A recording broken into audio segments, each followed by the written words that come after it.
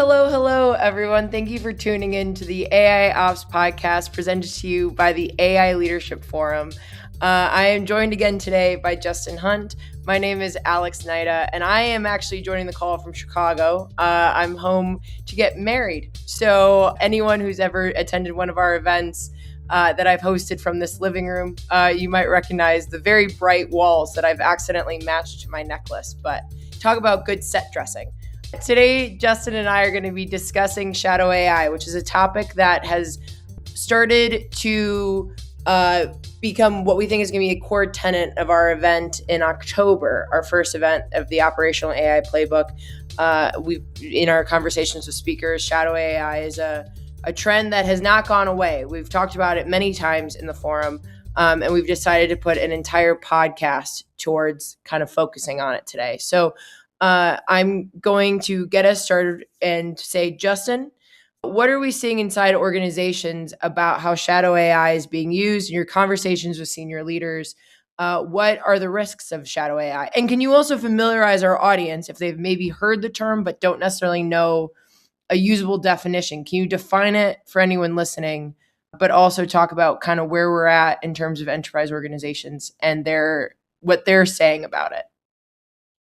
Yes, so shadow AI is basically using AI in an unauthorized way. So it's using AI without permission within an organization. And that could be that you have your sort of official designated AI tools, but it could be that a team or an individual decides to go off and get their work done using their own private AI tools or one that's not been officially sanctioned. And this is something that is causing a lot of concern and worry to senior leaders, particularly those working in AI governance and AI risk, because if you've got officially designated AI tools and platforms, then obviously there will be constraints built into those in terms of how your data is shared, how it's managed, the procedures. Whereas if you're just putting sensitive data into private AI tools, then you could be compromising important confidentiality. You could be releasing confidential information unwittingly. And I think that really what this amounts to, I don't think it's necessarily people doing it deliberately to sabotage the company. I think this is a question largely of people going about their everyday work jobs and wanting something to help them do it more quickly. And so therefore they are turning to AI tools to help them quickly get an answer to something. And they're not really thinking about the consequences of putting information into a unapproved AI tool or platform because they're not really aware of it. I remember when we had an event, I think maybe a year and a half ago, that was shadow AI was the key focus of it. And Paul, who's one of the speakers, was talking about horror stories of some of his clients where, again, an innocent, maybe naive intern used ChatGPT to write emails to clients, but in doing so gave ChatGPT first, last name, and the contact information for all of these people. And a perfect example of someone kind of naively using these tools to make their job a little bit easier, but in doing so, heavily violating GDPR. So yeah, definitely something that we've been hearing about for a really long time.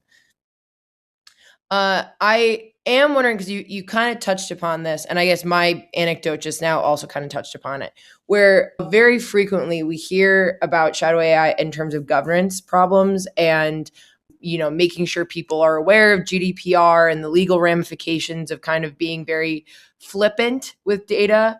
As I'm currently in the US, I know I've been getting quite a lot of spam calls that I'm not used to getting when I'm back in Belfast. I'm currently getting one right now as I just glance down at my phone. And so talk about data not being protected. But I am wondering, is shadow AI like a governance legal concern that maybe that the ramifications are not being communicated to teams?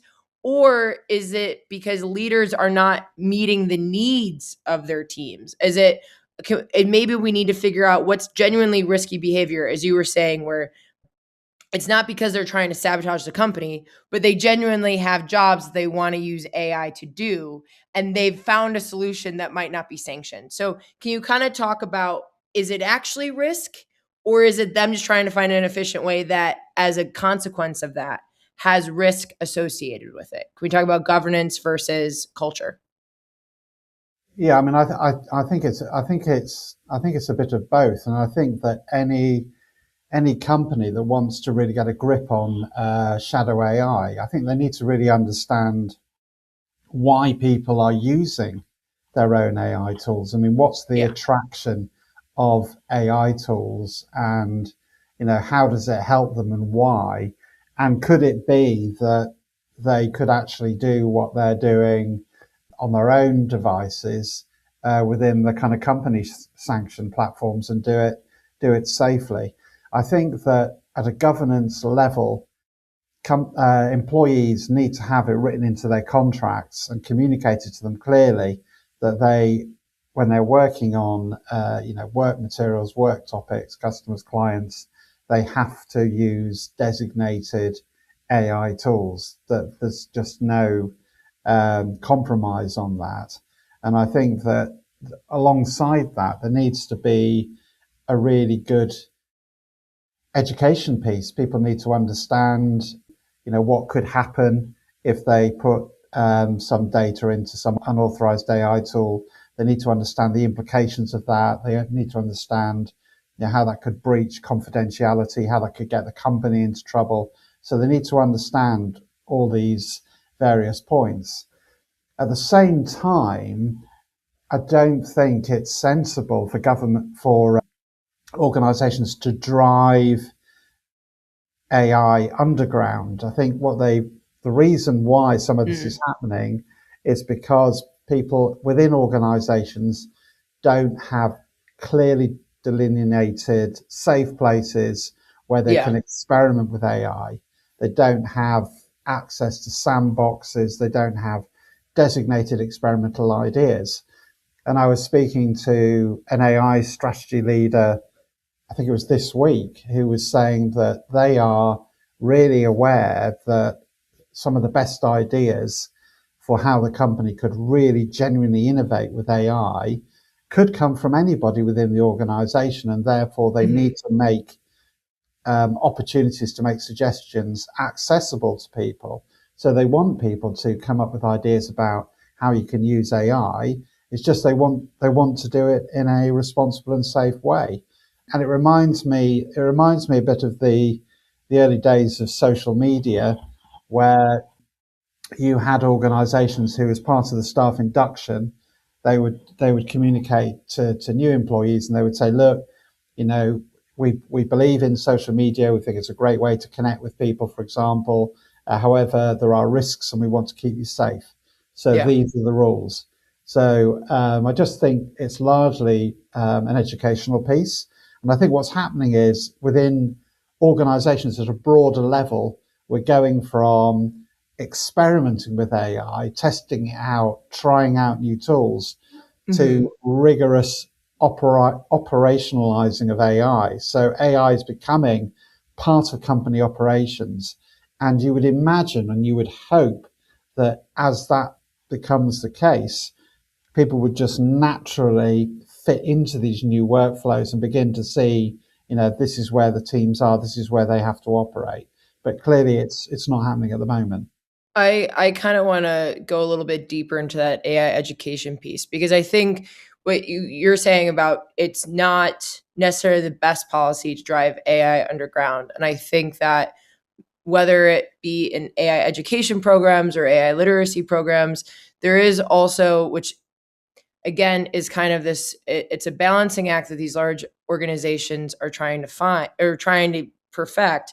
Where do you allow employees to come forward and say, hey, this is what I've been using these tools for, I've been experimenting, I know it's technically against the rules, but I think it's really great, and I think I've found a solution to some of our problems. Do you provide that podium for them to get onto, to kind of maybe encourage a pilot phase of a tool? Or do you like keep very stringent governance guidelines and you say, if you're doing anything outside of these, then there's going to be a problem? And so I think a lot of organizations are trying to find that. But the foundation of all of it should be in AI literacy and people knowing the risks associated with stuff. Because I think so often when there's this innocent experimentation where people are just, trying something out, that any like violations of policy, as we keep going back to, are not necessarily deliberate, they're accidental. And how do you kind of address those accidental violations? Literacy, education. And so can you kind of talk a little bit about what does effective AI education look like? And does that go beyond basic training? I know some of our members have very extensive AI education offerings to their employees. Other ones, I think that it's kind of in the job description when they're hiring people on. Do you have, it used to be like, can you use Word? And now it's, do you have experience with prompt engineering? And so is it just making sure that anyone you onboard is somewhat literate? Is it, launching an enterprise-wide education program? Can you kind of talk about what the most effective AI education policies might be?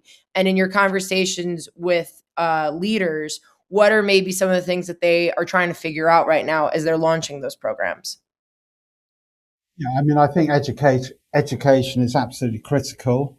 I think people, as I said earlier, have got to be aware of how AI can hallucinate, how it can make Yeah. mistakes.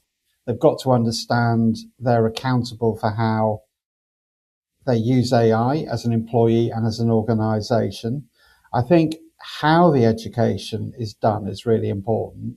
So I don't think it's going to work if you say, oh, by the way, have you read our AI governance manual? Yeah.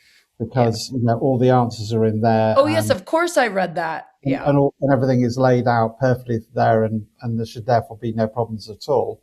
So I think what needs to happen is there needs to be some cultural changes. There needs to be, as part of the governance, as part of the education, I think people need to be walked through different scenarios, and it needs to be spelt out to them really clearly why doing such and such might lead to a problem, or why they need to interact in a particular way.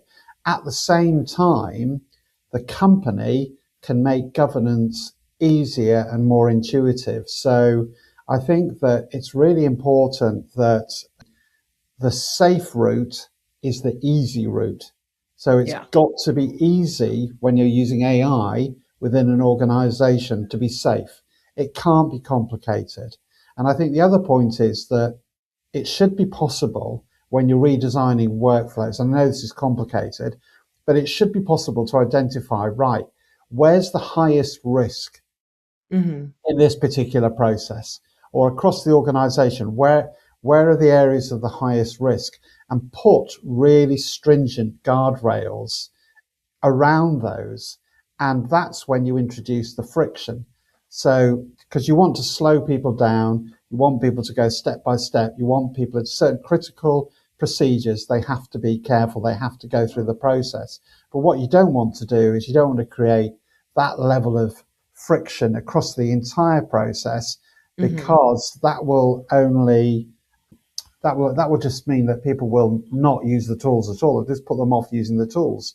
So, and also I think there needs to be a better dialogue on both sides. I think there needs to be a good open dialogue around AI, uses of AI, which is encouraged. I think people need to be open about it, how they're using it, why they're using it, what the problems are that they're having with it. And then the governance needs to be developed through that dialogue in an appropriate way. I think that at the moment we're seeing that a lot of people are concerned about openly divulging, for example, to what degree they are using AI in their job, and sometimes that needs to be defined for them. So I know there are certain Well, organisations. also job security, where they're concerned about saying how much they're spending or how much they're using AI in their job, because then if they're using it for 80-90% of their tasks, then again concerned about job security. Like, will I just be fully replaced if I'm honest about how often I use it? So yeah, definitely a dialogue. Yeah, definitely has to be a dialogue. And then also, I think the company themselves can define the way in which somebody uses the AI tools. And I think there needs to be like different levels of governance for different types of tools they might be using, because it seems to me that a lot of the organizations that we deal with or we work with, they have like a diverse portfolio of different AI tools and they're for different tasks. And so, for example, Copilot might be very different to Claude Cowork in terms of Mhm. how people use it, for example, or Google has just today announced the launch of some specific AI agents for financial services and for legal. So if you are using AI agents for a financial work stream, then how you're using those and managing those is going to be very different. Now I know that there are certain organizations who, for example, classify AI in certain contexts as a thought partner. So they Yeah. encourage people to think of it as like a thinking partner. So it can help you draft an email or come up with some ideas. So they set some clear parameters around how you see it. And I think, that can be very, very helpful. I do think though in order to make people more accountable with AI, there needs to be a cultural change. And we've seen research where people have said there needs to be forums where people can actually talk with their managers around Mhm. some of the issues that they're facing with AI, how they're using it, and also maybe what they're struggling with. So, are they struggling, for example, to understand how AI came to a particular decision? And that's kind of affecting, how they work with it. And then also, I think there also needs to be some kind of acknowledgement from organizations around the human AI perspective. I mean, what is the stance of the organization? What are the guiding principles? It would be possible to, it would, I mean, at the moment, for example, AI is not, we know AI makes errors. Everyone knows it hallucinates, it makes errors. But within a short period of time, with research and iterations and all the money going in, Or and even just better prompts yeah, or more it, specific prompts. Yeah. but AI is getting better. It is getting better. It is improving, and but still, there needs to be, especially on regulatory matters, legal issues. A degree of there has to be a degree of human oversight, particularly at the moment. But I think it would help if organisations said, what do they stand for when it comes to AI and humans. So, for example, is the position that humans within the organization will always have control of AI? Mhm. Is that their position? Do they want to make it clear that people within their organization will not come second to AI. They will actually be in control of it, and the aim is to make AI dependable. There needs to be, I think, some kind of statement of values around how the organization proposes to use AI, which can give people some kind of reassurance around Or it. even just a statement of, we expect you to use it as a productivity tool or as an intern or as a coworker. Like, even just that specific, because I feel like so often we hear about enterprises or even like, smaller startups like rolling out these tools and then just telling people to use them.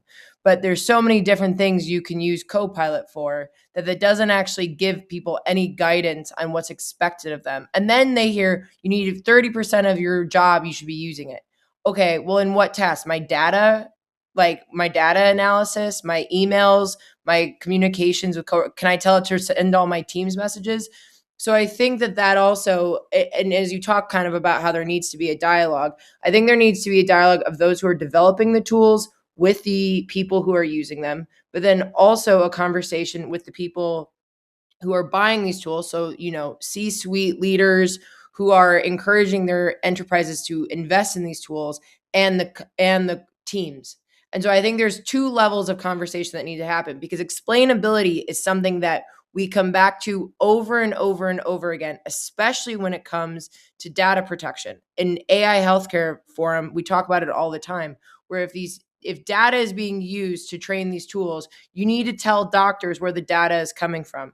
Is it, data that has been taken from Western Europe? Okay, well, that's going to be very different in terms of how it like looks at medical scans than maybe the rural United States, because it's just a different demographic. And so that explainability and the transparency of data and how it's training the models is incredibly important, even if it just comes to whether you use the Oxford comma or not in an email. I know when I first started using ChatGPT, it was always in American English. I work for a British company. I can't be using American English in my email. So I had to train it to use OU or spell theater RE. But that was me, it's all about that customization. But the reason it did that is because it geolocated me. And so I think like that's all a part of it. And there's a lot of different conversations that need to happen with stakeholders. Yes, I'm going to, I just to add to that. I mean, I just think it's worth stating that AI is completely unprecedented. You know, we've never had to deal with a technology of this kind before. It is completely new. It is totally new. It's not like the introduction of, say, Word. And the reason why it is so different is because it talks to us, because it has this natural language processing capability, which makes it relatively easy to use and makes it relatively easy to integrate into workflows. So I think we all have to remind ourselves that this is unprecedented and that it is galloping along at a huge pace for all sorts of reasons outside of the control of a particular organization. And so therefore it's a monumental task and to actually govern this new technology.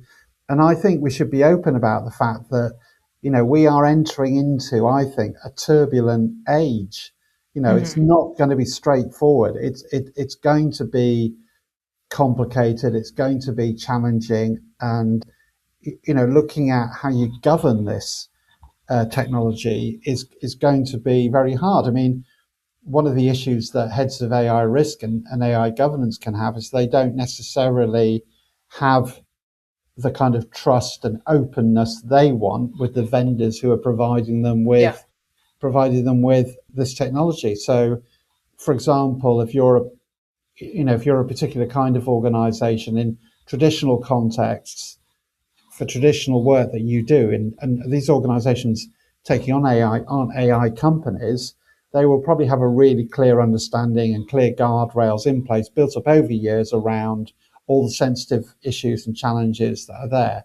Now, suddenly they're engaging with all sorts of different tech companies. They may even be developing their own internal platforms, and to understand how those platforms operate and how they come to a decision and how to make the organization accountable for the output is not straightforward or easy. And new models are coming out all the time. So I think that being in AI governance at the moment is a really challenging place to be.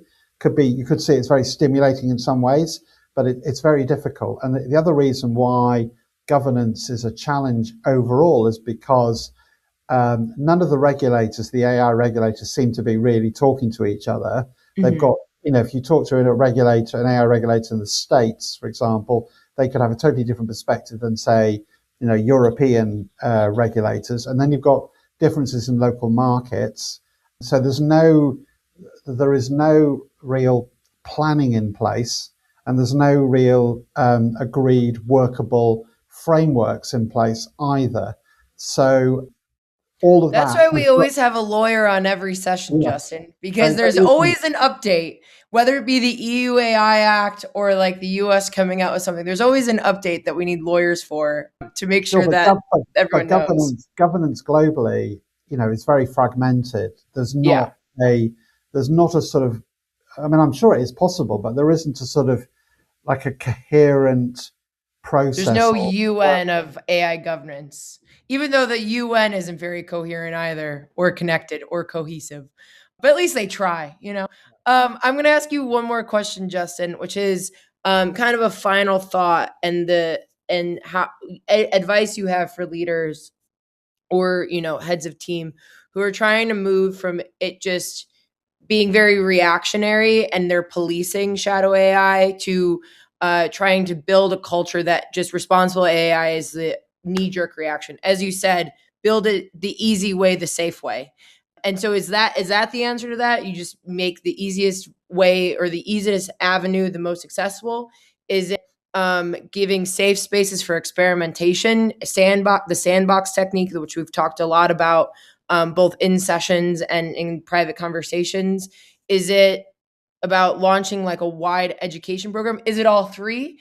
I'd love as your final thought to kind of talk about how do we move from a reactionary policing model with shadow AI to a world where innovation and responsible AI is the bedrock. And so everything that is built upon it is safe, secure, still creative, but not at the cost of private data. I think that getting the balance between innovation and regulation, or getting the balance between innovation and governance, is very difficult. I think leaders need to understand that shadow AI is often the product of ordinary people trying to do ordinary jobs using extraordinary tools to help them. Yeah. So that's kind of why it happens. I think that I completely understand why companies are utterly intolerant of people using tools which are risky and could endanger the reputation of the company or could compromise their relationship with critical customers or fall foul of regulators. I can understand all of that. However, before you shut anything down, I think you need to try to understand, what is the demand of shadow AI revealing to you? So, I would want to know, why are people using alternative AI tools? Does that mean that the AI tools that you've got at the moment are too complicated? Does it mean they don't properly support the work processes of the people who are using shadow AI tools? Does it mean people don't really understand AI? They don't understand the risks. So I think you've got to understand what's driving the demand for shadow AI. I just think suppressing it, driving it underground is not the way forward. Then I think you need to make the safe route the easy route. So I think you need to create safe processes that protect people, protect data, which are easy to use. There's no point putting guardrails around everything. So it's so difficult to use that people just don't want to use it. So, but also, you wouldn't need to necessarily put strict guardrails if the organization gets to a point where people inherently know well, to a what degree, is good and what is yeah, bad. yeah, but to a degree. But I still think you can still pinpoint highly sensitive, confidential matters, policies, decisions, interactions which require guardrails around it. It's a bit like, everybody experiences, you might decide to subscribe to something online and your bank gets a notification that this online service wants to take money out of your bank account. And so the bank gets in contact with you and it wants to check, first of all, is it you? And then, they normally release a code, you input the code, and then the transaction goes ahead. Now, what the bank has done there is it's clearly identified at certain transaction points, there are guardrails that are put in place as safeguards, which are built in, which most people comply with and go along with. So a similar kind of model can be applied within the processes of an organization. At the same time, there needs to be proper education to people currently, especially at the moment, around how AI can make mistakes and what the costs of those mistakes could be, data sensitivities. So I don't think it should just be the head of AI risk who sweats over the fact that someone could be, happily inputting confidential client information into some open AI tool and sending it, to goodness knows what data center. It shouldn't be the case. So basically, the roles of AI risk should be easier if that risk is mitigated by sharing the risk with people and getting them to fully understand what they need to do and why they need to do it. And then the other thing is that open experimentation. Companies should encourage that because they could come up with breakthrough ways to use AI. I mean, particularly in areas like research and development, or even in routine roles. People could come up with a clever way to use a new AI tool. Well, if that works, you want to nurture that, you want to embed it into the processes. So there needs to be places where people can experiment, and companies need to demonstrate that they actually respect and listen and will take account of good suggestions. And then the culture thing, I think it's really important to everyone to sort of, to an extent, face up to the fact that, AI is here. We are using it. We're all a bit uncertain about, where it could go, where it could lead. But let's be open about our fears, our concerns, how we're using it, and what we need to know.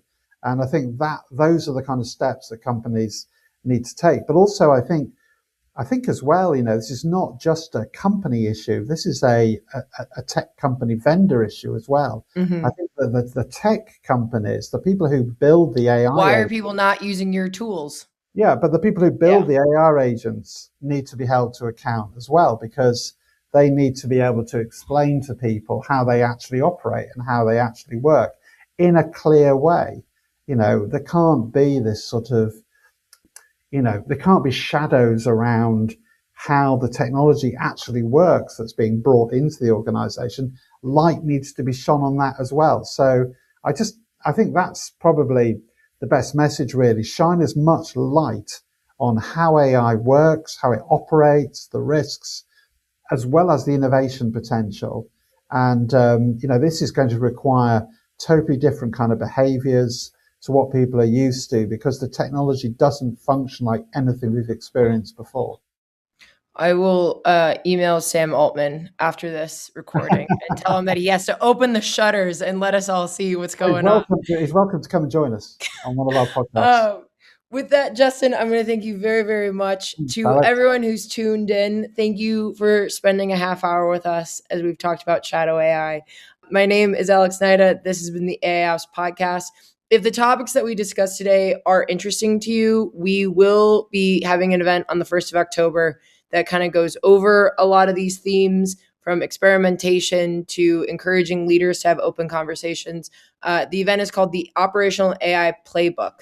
And we're going to be discussing a lot of these themes with our speakers. yeah, So, and also to say that every month we organise a private operational AI leadership roundtable yeah, for senior leaders where they can meet in private to discuss issues and challenges they're facing around operational AI. And we're getting more and more specialist about this and more domain orientated. So that's another initiative we've got underway. So there are plenty of opportunities through the AI Leadership Forum, formerly the Digital Leadership Forum, for you to build your knowledge and understanding and awareness and pressure test your strategies of AI so that you become safer, and also you can be more confident about how you innovate. it also means that the conversations we have with the open forum are actually what's going on within organizations, and the fears, concerns, triumphs. We're making sure that we kind of are inspired by all of it. Yeah. But with that, Justin, I'm going to thank you very Thanks much so to much, everyone Alex. listening. Thank you. And we look forward to talking to you next time.